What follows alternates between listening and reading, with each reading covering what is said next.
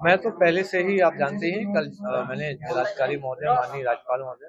और CO sir हैं उत्तर प्रदेश भारत निर्वाचन आयोग,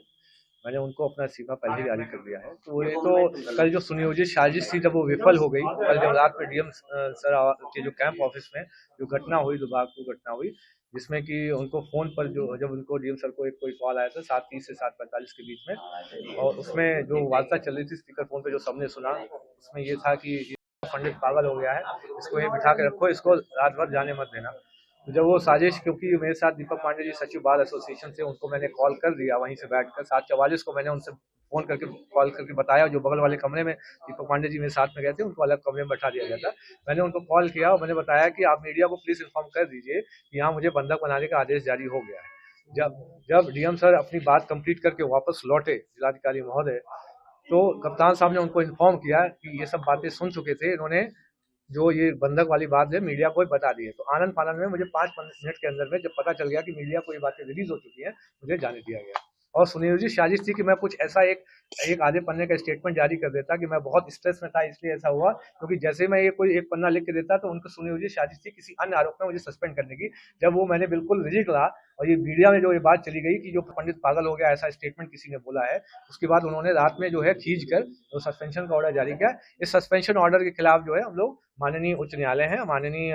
सुप्रीम कोर्ट है, वहाँ अपना पक्ष रखेंगे। संवैधानिक अधिकार है इसी तंत्र में कार्य करने का या न करने, वो तो बोलेंगे। तो आप देख लीजिए। आप, मैं तो कह रहा हूँ कि यहाँ राज्य सरकार के, मैं बोली ना, मैं तो माननीय प्रधानमंत्री जी से बोल रहा हूँ कि एसआईटी गठित की जाए कि इस तरीके की किसकी विचारधारा है कि जो फोन पे, ये तो कॉल रिकॉर्ड में है, 7:30 से 7:44 के बीच में किससे बात हो रही थी जिलाधिकारी महोदय की, जिसमें ये बोला जा रहा है कि पंडित पागल हो गया है। ये जिलाधिकारी महोदय स्पष्ट करें। मैं तो कह रहा हूँ कोई रिकॉर्डिंग के बाद डिवाइस हो अपने हो, जो है वो उसको जो जांच में लाएं। तो अब तो जिलाधिकारी महोदय पे आरोप लग रहा है उन्होंने ऐसी बात करी है,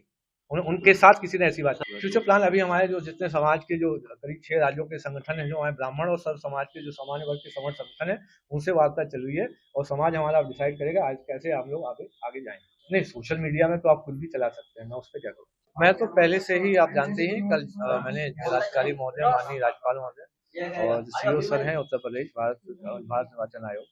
मैंने उनको अपना इस्तीफा पहले ही जारी कर दिया है। तो ये तो कल जो सुनियोजित साजिश थी जब वो विफल हो गई, कल जब रात में डीएम सर के जो कैंप ऑफिस में जो घटना हुई, दुर्भाग्यपूर्ण घटना हुई, जिसमें कि उनको फ़ोन पर जो जब उनको डीएम सर को एक कोई कॉल आया था 7:30 से 7:45 के बीच में, और उसमें जो वार्ता चल रही थी स्पीकर फ़ोन पे जो सबने सुना, उसमें ये था कि ये पंडित पागल हो गया है, इसको यहीं बिठा के रखो, इसको रात भर जाने मत देना।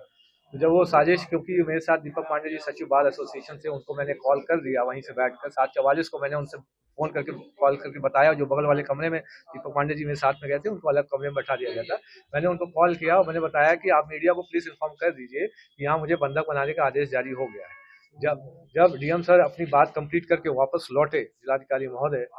तो कप्तान साहब ने उनको इन्फॉर्म किया कि ये सब बातें सुन चुके थे इन्होंने,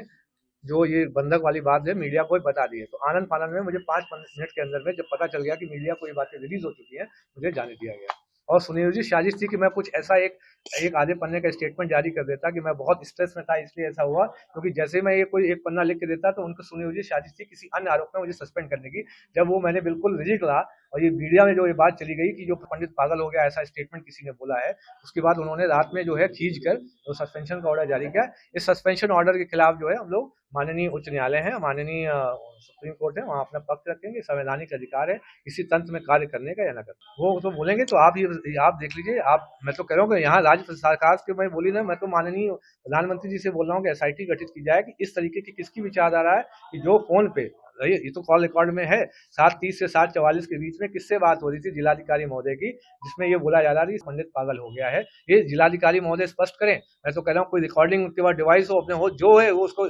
जो जांच में लाएं। तो अब तो जिलाधिकारी महोदय पे आरोप लग रहा है उन्होंने ऐसी बात करी है, उनके साथ किसी ने ऐसी बात की। फ्यूचर प्लान अभी हमारे जो जितने समाज के जो करीब 6 राज्यों के संगठन है, जो हमारे ब्राह्मण और सर्व समाज के जो सामान्य वर्ग के समर्थ संगठन है, उनसे वार्ता चल रही है और समाज हमारा डिसाइड करेगा आज कैसे हम लोग आगे आगे जाएंगे। नहीं, सोशल मीडिया में तो आप खुद भी चला सकते हैं, मैं उस पर क्या करूँ।